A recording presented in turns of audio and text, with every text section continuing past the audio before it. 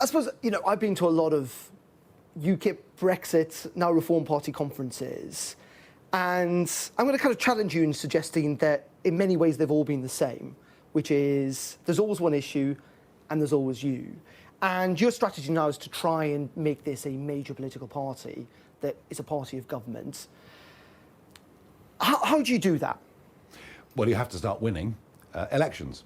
And that sounds silly, but you have to start winning elections from the bottom up. You've got to win council seats, whether it's at district or unitary, whether it's seats in Wales, seats in Scotland. Success breeds success.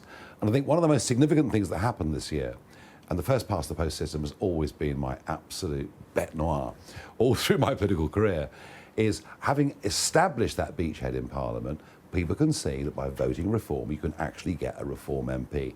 So the more building blocks you get towards that, the more activity you get towards that, the more likely it becomes. There were 4,000 people in there, wildly enthusiastic, very optimistic, having a huge amount of fun. But what I was trying to say to them was, it's only by you getting together at local level, campaigning, being seen to be a part of the local community, and not just the air war that it's Nigel Farage. It needs to be much, much more than that.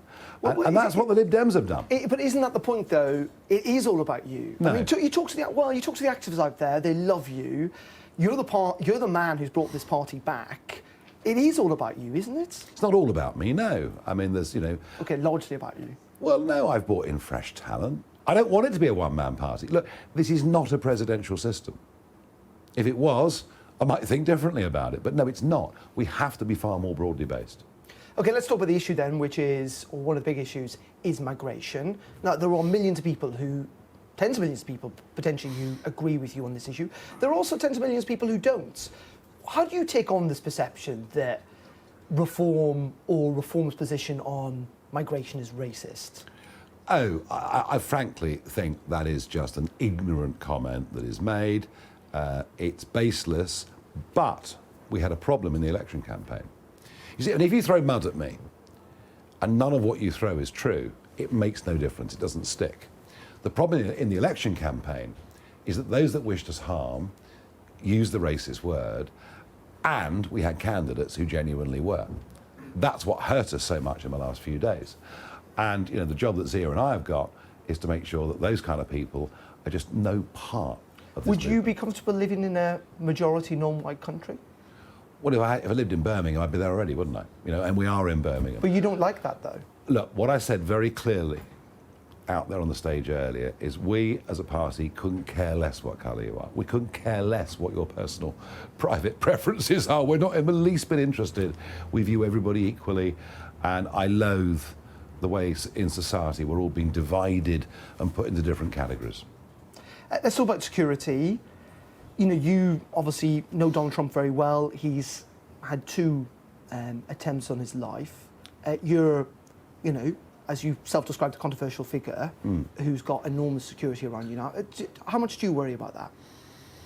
I try not to, because if you worried too much, you wouldn't be able to do what you do. I mean, it is sad that we have levels of intolerance in politics, and indeed on both sides, but we have levels of intolerance in politics that mean it can be a very dangerous career to pursue. I hate that. I hate the lack of freedom, but it is what it is. Does it keep you awake at night? No. No, it doesn't keep me awake at night. You're an astute political operator. Do you honestly think you can be the next Prime Minister? I think it's possible, yeah. You honestly do? It may not be probable, but it's certainly possible, yeah.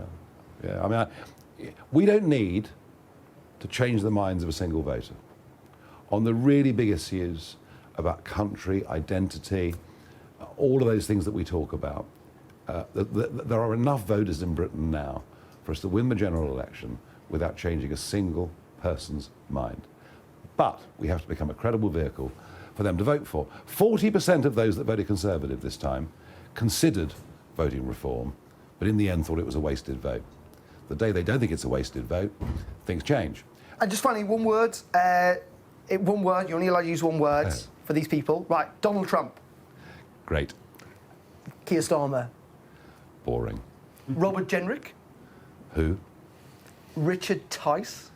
Tops. Taylor Swift. Pretty. J.K. Rowling Brave. and Nigel Farage. Unusual.